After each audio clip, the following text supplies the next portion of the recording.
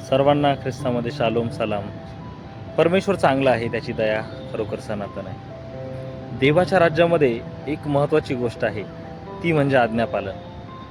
देवाच्या प्रिय लोकांनो, आम्ही जीवनामध्ये अगदी लहानपणापासून जरी बघितलं त्यावेळेस आम्ही आज्ञापालन करतो, त्यावेळेस आम्हाला त्या आज्ञापालनाचं प्रतिफळ जे आहे चांगलं मिळतं. देवाच्या वचनात अनुवादाचं पुस्तक 28 अध्याय याच सर्व गोष्टीविषयी साक्ष देतो की आज्ञापालनामध्ये आशीर्वाद आहेत. ब्लेसिंग्स ऑन ओबिडियन्स असं म्हटलेलं आहे. आणि त्याच 28 अध्यायामध्ये दुसरा भाग पण सांगितलेला आहे, आज्ञा उल्लंघनाचे परिणाम. आम्ही बऱ्याच वेळा फायदा बघतो की आज्ञापालनाने आम्हाला आशीर्वाद मिळणार, परंतु आमचं जे नुकसान आहे त्याकडे लक्ष नसतं की जिथं आम्ही आज्ञा उल्लंघन जास्त करत आहे देवाच्या लोकांना.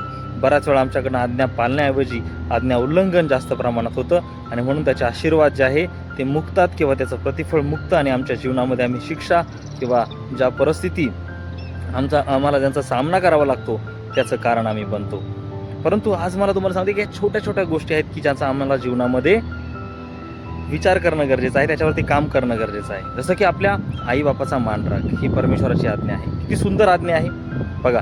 आईवडिलांचा मान राखणं फार गरजेची गोष्ट आहे. आईवडील हे आमच्यासाठी एक महत्त्वाचं जे आहे जीवनामध्ये स्थान असलेले व्यक्ती आहे आणि त्यांचं जे काम, त्यांची जी जागा आहे ती कोणी रिप्लेस करू शकत नाही. बऱ्याच वेळा है ना, आमच्याकडनं कळत न कळत त्यांच्याविषयी वाईट बोलणं किंवा त्यांना विरुद्ध बोलणं अशा गोष्टी घडतात आणि नकळत आम्ही ज्या गोष्टी देवाच्या विरुद्ध आहे त्या कळून जातो किंवा कधी कधी जाणून बुजून आमच्याकडनं ते होत असतं. परंतु आज आम्हाला देवाचं वचन या गोष्टीची आठवण करून देत आहे, ताकीद देखील देत आहे की आपल्या आईबापाचा मान राख, चोरी करू नको, खोटं बोलू नको. ज्या कुठल्या गोष्टी असतील परमेश्वराच्या वचनामध्ये या छोट्या छोट्या गोष्टी आमचं जीवन सुलभ, सरळ आणि चांगलं करण्यासाठी आम्हाला मदत करतात. आणि म्हणून आज देवाच्या वचनावर मनन करा. अनुवादच पुस्तक 28 अध्याय वाचा, ज्याच्यामध्ये आशीर्वाद आहे आज्ञा पालनाचे आणि आज्ञा उल्लंघनाचे परिणाम आहेत ते देखील बघा.